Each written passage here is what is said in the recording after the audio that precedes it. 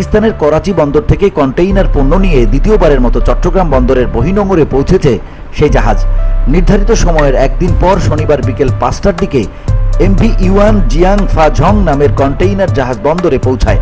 জাহাজটিতে করে এবার পাকিস্তান থেকে সবচেয়ে বেশি এসেছে পরিশোধিত চিনি ও খনিজ পদার্থ ডলোমাইট।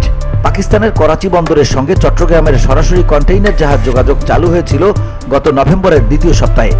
প্রথমবার 370 একক কন্টেইনার আনা হয় জাহাজটিতে করে।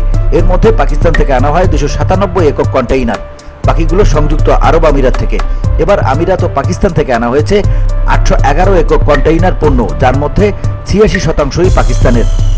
পাকিস্তান থেকে এবার সবচেয়ে বেশি এসেছে পরিশোধিত চিনি। মোট 285 কন্টেইনারে 1,48,200 ব্যাগ চিনি আনা হয়েছে। চিনির পরিমাণ প্রায় 7,500 টন। এই চিনি এনেছে খাদ্য প্রক্রিয়াজাত শিল্প গ্রুপ প্রাণ RFL, Shehzad food products, Savoy ice cream কারখানা ও ব্রডওয়ে ইন্টারন্যাশনাল। চিনির পর পাকিস্তান থেকে সবচেয়ে বেশি আনা হয়েছে ডলোমাইট। ডলোমাইট আমদানি হয়েছে 171 কন্টেইনার। কাঁচ শিল্পে ব্যবহারের জন্য এই কাঁচামাল এনেছে নাসির ফ্ল্যাট গ্লাস ও আকিস গ্লাস ইন্ডাস্ট্রিজ।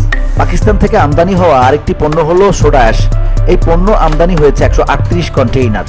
শিল্পে ব্যবহারের এই কাঁচামাল এনেছে নাসির ফ্লোট গ্লাস সহ বিভিন্ন প্রতিষ্ঠান। এছাড়া শতভাগ রপ্তানিমুখী পোশাক কারখানাগুলো এনেছে কাপড়ের রোল। মোট 46টি কন্টেইনারে রয়েছে কাপড়ের রোল। আলু আমদানি হয়েছে 18 একক কন্টেইনারে। এছাড়া জয়পুরহাটের পি ট্রেডিং 20 কন্টেইনারে আখের গুড় এনেছে। এসব পণ্যের পাশাপাশি পুরনো লোহার টুকরো, রেজিন, 3 পিস ইত্যাদি পণ্য আমদানি হয়েছে।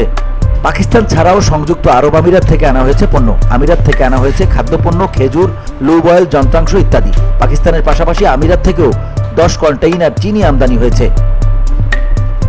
VOD Bangla news desk.